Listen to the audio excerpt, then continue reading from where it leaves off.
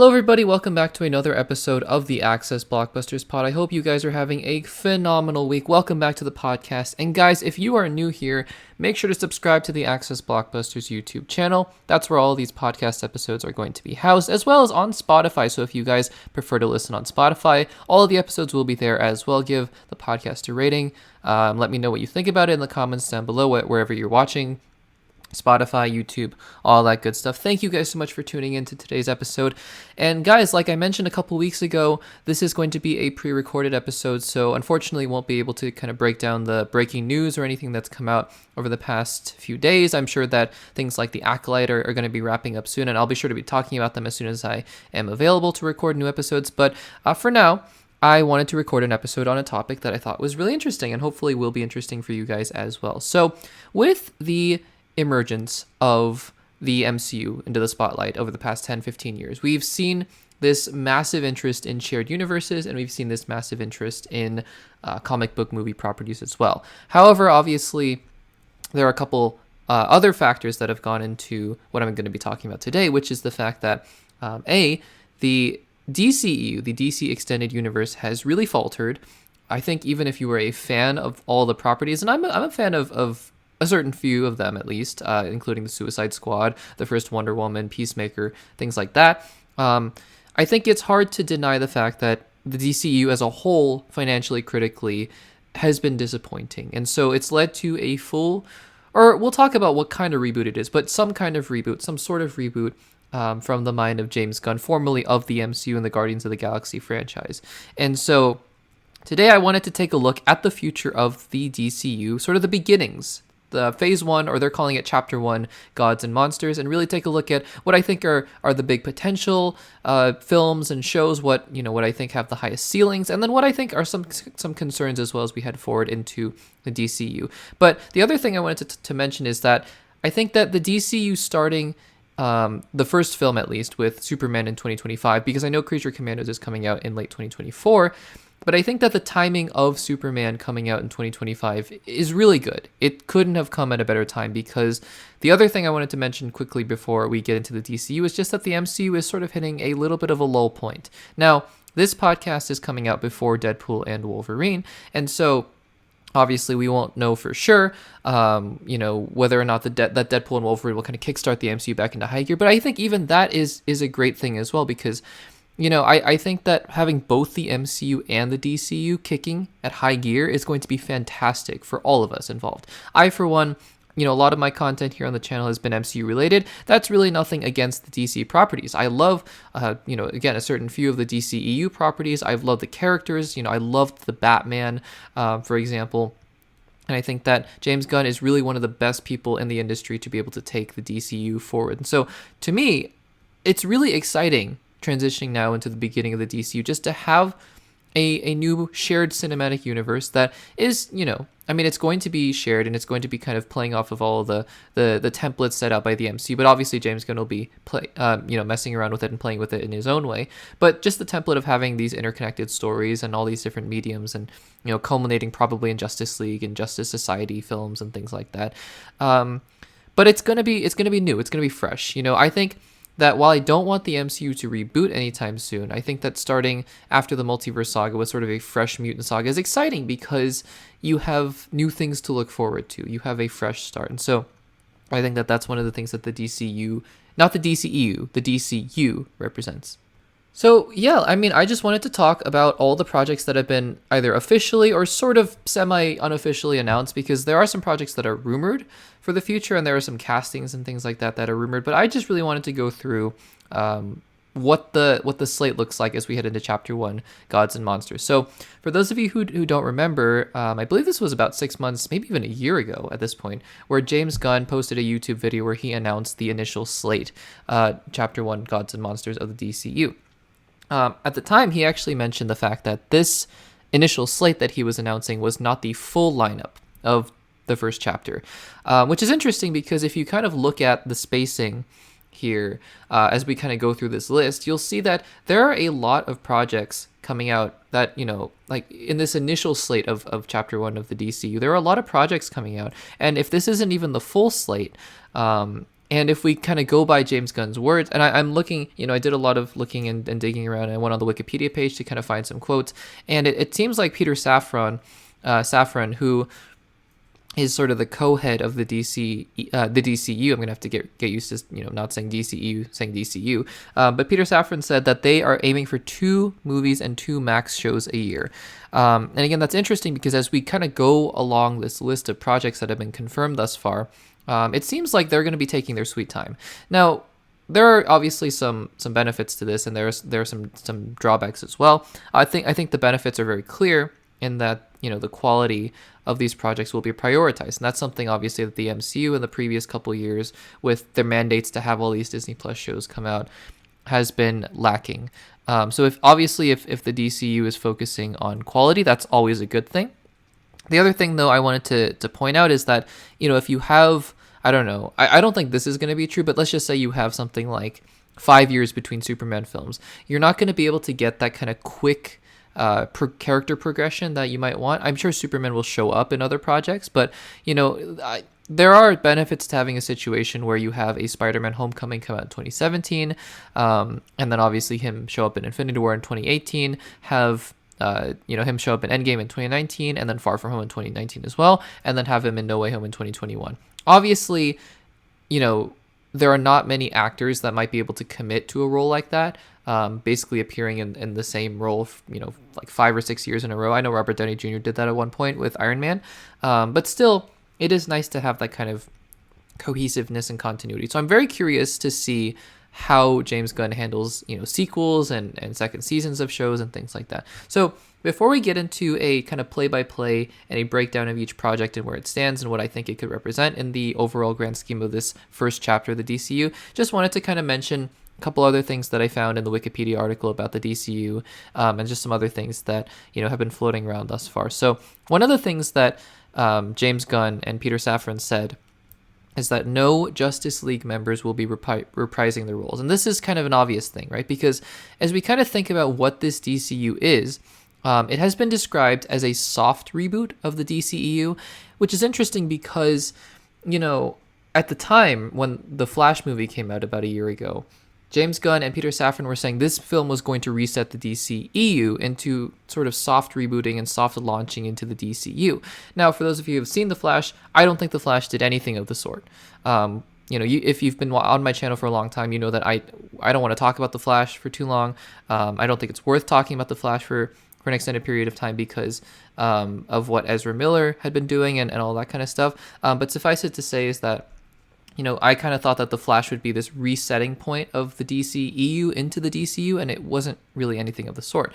What makes that interesting is that you have characters who are actually carrying over from the DCEU into the DCU. And it's not just actors, as far as I know, as far as we, have been told. You have actors like, Viola Davis reprising her role as Amanda Waller, but it also seems like a kind of continuation of the character of Viola Davis as Amanda Waller, at least from the Suicide Squad and from Peacemaker. And so there's a little bit of haziness that's going on here that we'll kind of dive more into as we get into projects like Creature Commandos and the second season of Peacemaker especially. So I just wanted to point that out, that, to say that one of my first points of concern, because, in general, you're going to hear me be very excited about the DCU and the projects moving forward, because I think a lot of them sound really awesome.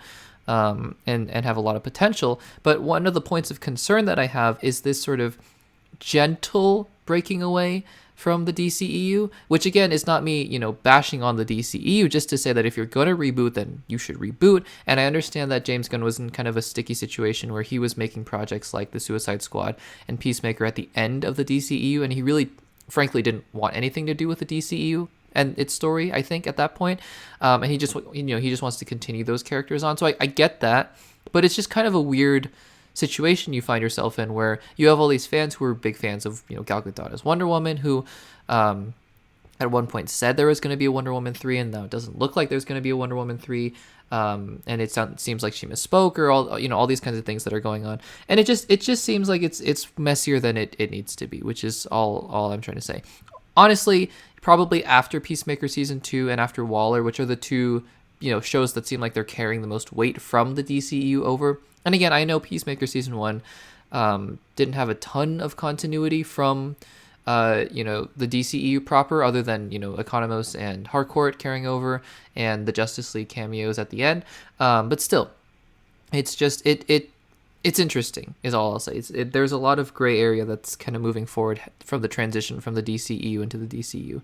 We'll get more into that as we talk about these different projects, though. So there's that. Speaking of Justice League members, though, going back to that original point, it is interesting because Jason Momoa seems like he has a role in the new DCU. Seems like from all accounts that it's Lobo. No one's confirmed this. Everyone just kind of is saying that he would be perfect as Lobo, and he came out of that meeting with James Gunn, and he's super ecstatic and he's super happy about it. And so we'll have to kind of see. But, it's interesting because I think that there is a decent chance you'll see some of these old DCEU actors pop back up. Jason Momoa is sort of the clear and obvious one because, I think Ezra Miller did a bunch of things that were terrible, and we don't have to relive all the Flash trauma, but it doesn't seem like they will be back. Ben Affleck seems like he's done. Henry Cavill, it'd be kind of weird if Henry Cavill showed up again, because everyone he has his big Superman supporters out there, and I think they would be a little upset. Although I don't know if James Gunn really cares about that at this point. Gal Gadot maybe. And then Ray Fisher seems like he doesn't want anything to do with DC properties at this point. So out of the original Justice League, it seems like Jason Momoa was the most obvious pick to come back, and Lobo seems like the choice there. But we'll see. It might be Lobo. It might be someone else. Who knows? Also worth noting that James Gunn obviously has his frequent collaborators as well. And so I think it's pretty fair to say, honestly, that you might see the entire Guardians of the Galaxy cast in different roles in the DCU, which I think would be really fun.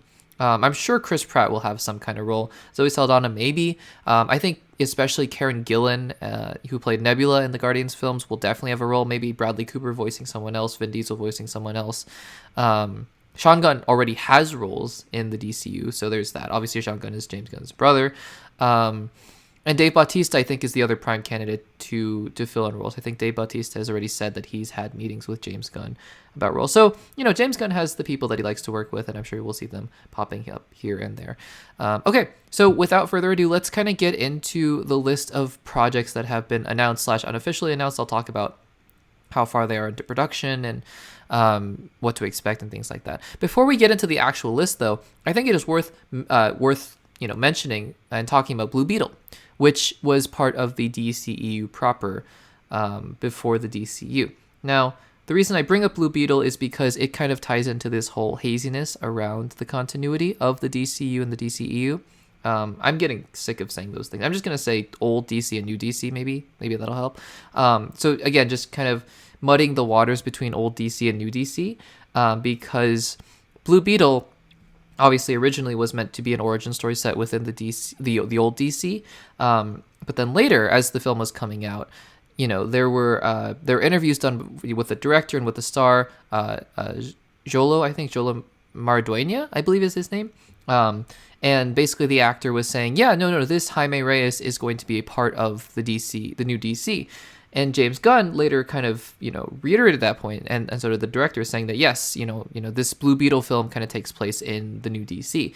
It was later sort of kind of clarified that while, the Blue Beetle film may not be taking place in the DC continuity, that they wanted Jaime Reyes to be played by Jolo in the new DC. Again, another point of a little bit of a confusion, because it seems like they're just kind of cherry picking and taking things here and there that they enjoyed, I guess, from the old DC. I don't know. It's a little unclear, and honestly, I'd love to just kind of get past this point so that we can really just focus on the new characters that are coming out in the new DC. But I think it is worth mentioning that you'll probably see, I guess, according to James Gunn, you'll see Jolo playing Jaime Reyes, that version of Blue Beetle, not Ted Kord. Although, who knows, Ted Kord might be showing up in future projects as well. Hard to say. But I guess Jolo will be showing up in the DCU for what it's worth. So there is that. Let's finally get into the official lineup of gods and monsters. So the official first project of the new DC is actually not Superman, which would have been more fitting, although I think production might have dictated that this actual first project is going to kick off the DCU, and that is Creature Commandos, coming in late 2024. I don't think it has an official release date as of right now. I'm sure we'll see some more of it at Comic-Con. Or actually, I don't think James Gunn is going to Comic-Con, but we'll see some more, I'm sure, in the coming months as we approach late 2024. So this is an interesting show because this kind of points to one of the things that James Gunn was saying when he talked about his vision for new DC, which is that you're going to have all these different mediums. You're going to have movies and shows in the same continuity, just like the MCU, right? MCU is taking advantage of Disney Plus, and the DCU is going to be taking advantage of Max, formerly HBO Max. The interesting thing, though, about this is that there will be some shows that will be live action, but Creature Commandos is not one of them. Creature Commandos is going to be an animated show. Now, unlike the shows in the MCU, and again, I'm not going to be comparing the MCU and the DCU too much, but just as a point of reference, right? The shows in the MCU that are animated are generally not in the main continuity. You can say obviously that everything exists in the same multiverse, yada yada yada, but shows like What If and X-Men '97 are not really the MCU proper. They might be using characters from the MCU proper, but they're not really like part of the main timeline of events that are going on there. It seems like any show and any movie that comes out under the DCU banner will be a part of the continuity, including Creature Commandos. Because again, James Gunn will be producing and making other projects, right, that are part of the Elseworlds kind of banner of DC. So you have your Jokers and the Batman universe, which are not a part of the DCU. But anything else that's produced and made under the DCU will be a part of that continuity, including Creature Commandos, which will be an animated show. The showrunner is James Gunn, and will have 7 episodes. And this really is, it seems like one of James Gunn's kind of passion projects. You have your Guardians of the Galaxies or your Suicide Squads, right? This is just an eclectic group of characters that really seem to have nothing to do with anything in particular, but I'm sure that James Gunn will be endearing us to them as we go along. Some interesting characters to note, and just some interesting cast members. I'm going to kind of go through the main cast that's been listed on Wikipedia. You have Frank Grillo of Crossbones MCU fame playing Rick Flag Sr., which is super interesting because, again, this kind of goes back to the point of, is the Rick Flag that we saw, Rick Flag Jr., in the previous DC properties like the Suicide Squad and even the first Suicide Squad, is he canon? Is he actually a part of this continuity? Is that what that's implying? Because it kind of seems like it, right? So again, are we acknowledging all the events that took place in the Suicide Squad, which had characters carrying over from the old DC, like Harley Quinn and like Rick Flag Jr.? So a little weird. It seems like it's indicating that, if it's Rick Flag Sr., that this is going to take place in an earlier time period, I guess, for what it's worth. So, who knows? But these kinds of questions I'm really hoping will be answered very quickly as we get on into the new DC continuity. We also have Maria Bakalova, who was, was, made famous from Borat 2, but also from the Guardians of the Galaxy Volume 3 and Holiday Special films and special presentations, playing Cosmo. I believe that was the dog's name. So she'll be back, another collaborator of James Gunn. You have Indira Varma, who plays the Bride of Frankenstein. Don't know too much about her. Alan Tudyk, obviously, playing, from K2SO fame, and he voices a lot of characters, including in the Harley Quinn show, which is fantastic. It's wonderful. I guess that's also an Elseworlds kind of project, not part of the DCU continuity, but he's playing Dr. Phosphorus. Zoe Chow playing Nina Mazursky. Don't know anything about the character or not much about the actress as well. David Harbour, though, from Stranger Things, from Stranger Things fame, and also the Red Guardian. He'll be busy shuttling back and forth between DC and Marvel, I guess, playing Eric Frankenstein.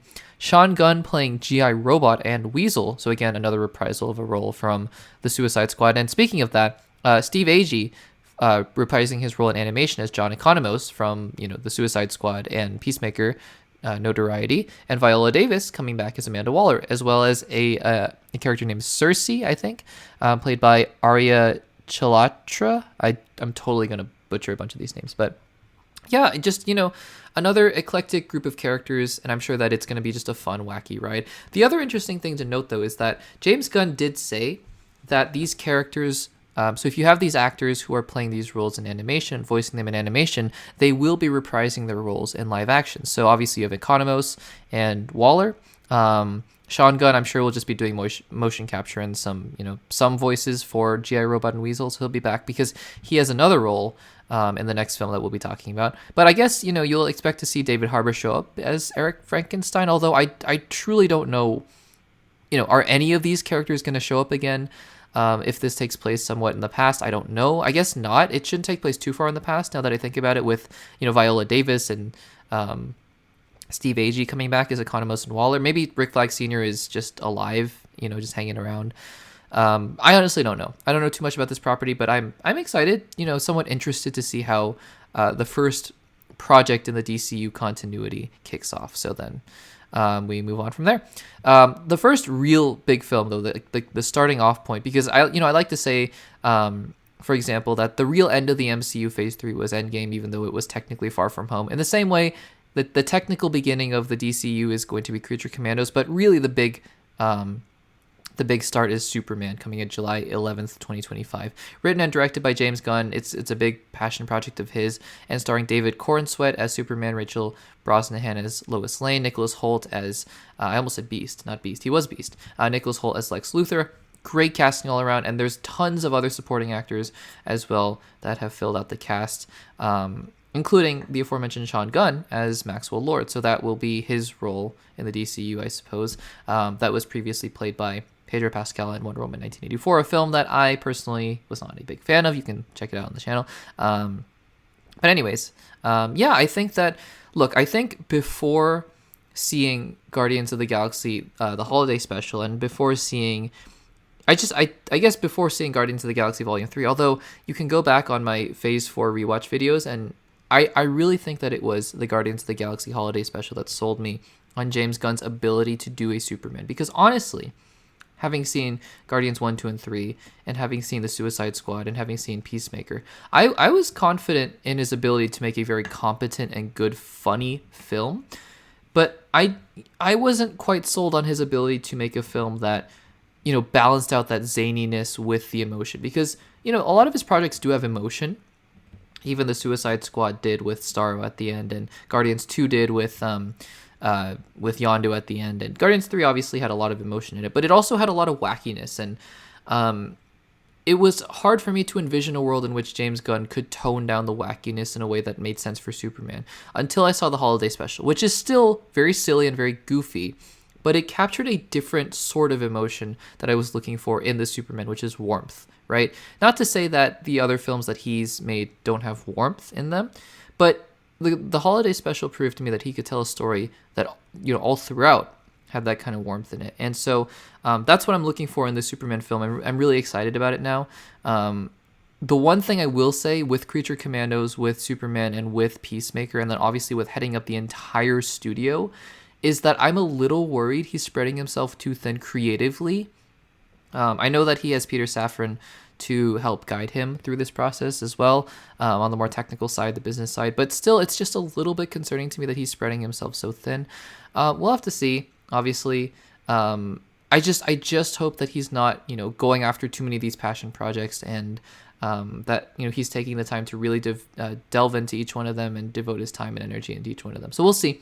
We'll have to see about that. But I'm really quite very excited about Superman coming out in 2025. So there's that. Also, I guess we'll talk about this a little bit later, but it seems like there will be elements of other upcoming films that are introduced in the Superman film. We'll have a Green Lantern even, but we'll also have a member of the Authority coming in, and so that should be interesting as well. Presumably next, although this does not have a release date, but they're filming right now, so it leads me to believe that this is coming out probably after Superman, even before Superman, honestly.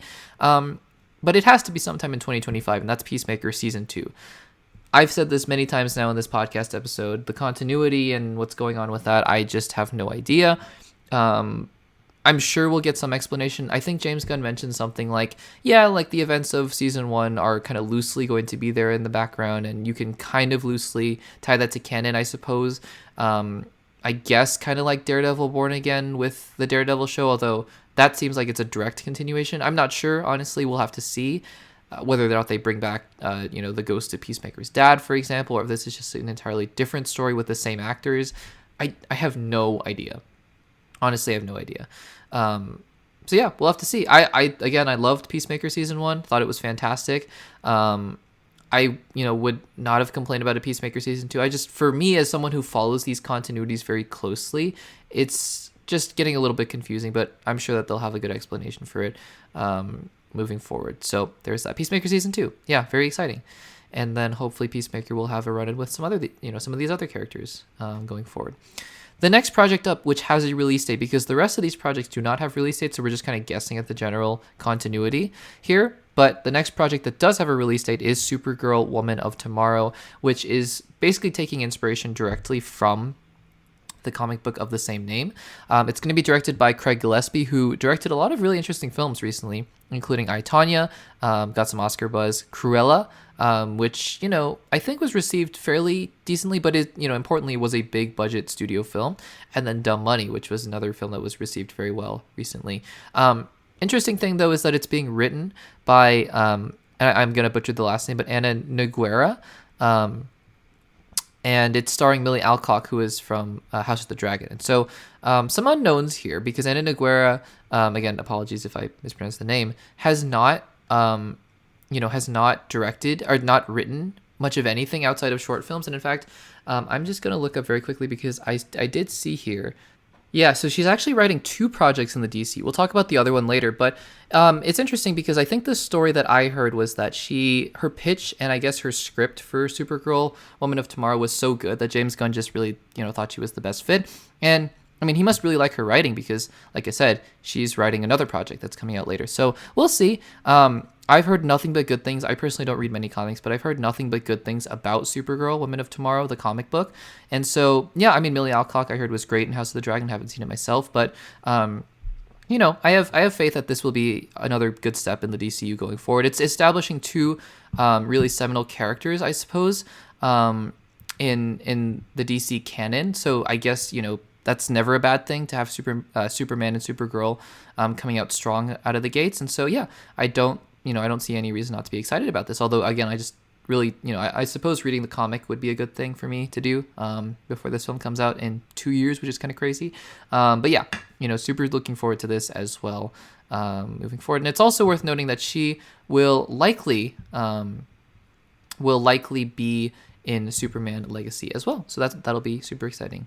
Just having that kind of cross pollination, I guess, is maybe not the right term, but just having these characters pop up in other projects will be really fun. Speaking of characters popping up in other projects, though, we have the Authority, which not entirely sure when this is coming out. Again, the rest of these projects, I'm just going off of the Wikipedia page which listed these projects in some order. I don't know if it was alphabetical or whatever, but all that we know about the Authority is that they are, I think, like an even weirder and more morally, I guess not wrong, but just sort of even, a superhero team or even super villain, super anti-hero team operating in an even grayer area. I'm assuming that it's going to be starring at least one person who is showing up in Superman, which is Maria Gabriela de Faria, who is playing the Engineer. And so, yeah, I mean, other than that, not much is known about them, other than that they are going to be a kind of, a group that might even be opposing Superman. Who knows? They might even be the villains in Superman. I want to call it Superman Legacy, but it's just called Superman now. So we'll have to see about that. But yeah, that's another project that seems right up James Gunn's alley. Who knows if he's going to write and direct it? I hope not, honestly, because I don't think that he should spread himself out that thin, and he should focus on other projects, but we'll have to see about that. Another project that is going to be coming out that we know a little bit about is The Brave and the Bold, which is going to be the DCU's Batman film. It's going to be directed by Andy Muschietti, who directed The Flash. And look, for everything about The Flash, again, don't want to talk about it too much, but I thought did a fine job directing it. And I was more impressed with his work, honestly, in the It films, especially the first one. I thought that the first It was really great for what it was. And so that gives me some hope.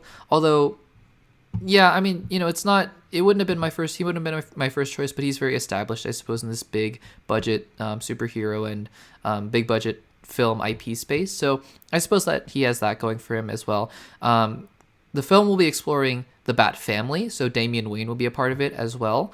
I don't think we have any casting yet. So we'll have, I guess, a slightly older Bruce Wayne. I don't know if it'll be kind of Ben Affleck age when he first was Superman 2016. We'll have to see. But yeah, I mean, that's about all we know about the Brave and the Bold. So should be a different take on Batman. We'll have sort of the younger Batman in the Robert Pattinson version, and then we'll have the more experienced father version of Batman in the Brave and the Bold. Next up, we have Swamp Thing, which is going to be super interesting mostly because it's going to be directed and written by James Mangold, who's going to be busy if his Star Wars film ever comes out, which who even knows about that at this point. But it's going to be written and directed by James Mangold, who directed one of my all-time favorite comic book movies and just movies in general, Logan. He also directed Ford v Ferrari, which I thought was fantastic, and he's going to be directing, obviously, that Dawn of the Jedi, Dawn of the Force Star Wars film, although, again, who even knows at this point. But I think that his sensibilities are going to be great for a character like Swamp Thing. It seems like he's very passionate about it as well, and so, yeah, I mean, go for it, James. Hope, and I have all the confidence in the world that he's going to make something really interesting out of that. The last film that's been officially announced, well, it's interesting because this film was not officially announced, but James Gunn did confirm it. So I think that Swamp Thing was the last film that James Gunn actually officially talked about in that video, but he did later confirm this next film was going to be a part of the Gods and Monsters slate, and that is Teen Titans. Teen Titans, the animated show and movies, are pretty well received. So I don't know if it's going to be in that similar vein of Teen Titans Go or, Teen Titans Go to the movies or whatever. But yeah, I mean, I'd be interested. I'm sure that Damian Wayne and whatever Robins that they decide to use, Dick Grayson or Jason Todd or whatever, I don't know, Nightwing will definitely be a part of this. So we'll have to see. I know that there was a show Titans, which I think was received with, somewhat positive reception, if I'm not mistaken. I haven't seen that show myself. But the interesting thing as well is that this is also being written by Anna Nogueira. And so hopefully with Supergirl, Women of Tomorrow, if it's received well, that we'll be a little more excited about this film going forward. Now, the rest of these are TV shows. And again, we know very little about each one of them, so I'm not going to dwell on many of them. We do know that there's going to be a Waller show that's coming out shortly after Peacemaker, I believe. Viola Davis, obviously, and probably some members of the Suicide Squad and Peacemaker. Again, another show that's kind of clinging on to the continuity of the old DC. Not entirely sure what to make of it, but we'll have to see. The showrunners, though, are Crystal Henry and Jeremy Carver, who directed a lot of Supernatural and Doom Patrol. So that should be interesting. But again, just not a whole lot is known about this show. And I guess it'll sort of be a part of that Peacemaker kind of continuity. Next up, we have Lanterns, which is a show that, focuses on, I think, multiple Green Lanterns is what James Gunn said, and it will be in the sort of style and vein of a True Detective. So that'll be pretty interesting, kind of a space Earth crime mystery kind of show. Next show up is going to be Paradise Lost, which is going to be exploring the early days of Themyscira, which is going to be super interesting. So I don't know if Wonder Woman will be in this, but again, I think it'll be a different kind of take on Themyscira and something that we haven't seen before, which I'm excited about. We have Booster Gold, which is, again, nothing much known about Booster Gold, but he's someone from the future who kind of comes back to the past and tries to impress everybody based on, his future technology and stuff like that. Could be a good opportunity for Blue Beetle to show up because I know Blue Beetle and Booster Gold have a history together in the comics. So, although I think in the comics it was the Ted Kord version of Blue Beetle, so not entirely sure if it'll be Jolo playing Jaime Reyes, but we'll have to see. And finally, the last show that was listed on Wikipedia, and this is interesting because I thought that this was going to be part of the Batman universe, but apparently Matt Reeves is executive producing an Arkham show for the DCU, and apparently this was going to originally be a part of the Batman series, just like how this new Penguin show is going to be part of the Batman continuity, but apparently it's evolved now into being a show for the DCU. So apparently James Gunn thought we could use this for our continuity, and we should look into that. It's going to be showrun by Antonio Campos, who directed an episode of The Punisher. Not much else that I know about him, but yeah, should be interesting. I've always been really interested, actually, in a show about Arkham, because I think that the Rogues Gallery for Batman is almost just as interesting as the Batman character himself, because he just has so many fascinating villains, Rogues Gallery to go through. I think that the original pitch that Ben Affleck made for his script of the Batman where he, the Batman character kind of went through Arkham and fought all the villains, and there was a breakout and stuff like that. Just super interesting concepts to me, and that I hope that, whatever this project ends up being, that they'll be able to capitalize on that. But guys, that is it for what has been officially announced, because again, it's a big slate, right? If they are really sticking to 2 movies and 2 shows a year, well, you have 2025, which is just going to be Superman and Peacemaker, which I think they're just kind of getting started. Maybe another show like Waller, who knows? But yeah, I mean, if we're going by that slate, let's just go 2 by 2, for example. Like, I'm not going in a specific order, but let's just say Supergirl and The Authority are 2026, and let's say Lanterns and Paradise Lost are 2026.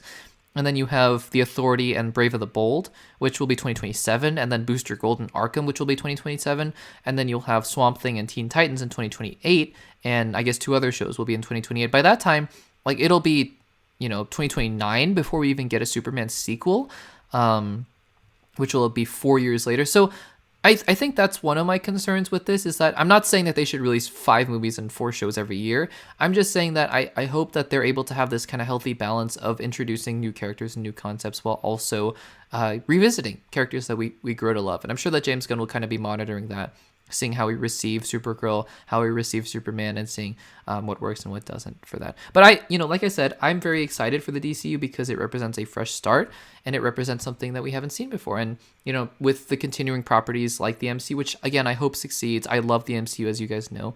I didn't quite love the DCU, but I thought it had a lot of promise. But I think with anything, as you have new iterations and new versions of these characters, it's always really exciting. So let me know what you guys think of the DCU and their upcoming projects, their movies and shows, their directors, their actors, and everything in between in the comments down below. And guys, make sure to subscribe to the Access Blockbusters YouTube channel, which is obviously where the podcast is held, but also on Spotify as well. If you guys want to rate the podcast on Spotify, please do so, and let me know what you guys are thinking of the show. Thank you guys so much for watching. Again, I'll be back in just a few weeks. We'll have weekly episodes still going up that have been pre-recorded with topics like this that I'm interested to hear your guys' thoughts on. But we'll be back soon in time for Deadpool and Wolverine to talk about that movie and what I thought about it, speaking of the MCU. And yeah, until then, guys, until next week, I will see you guys in the next one.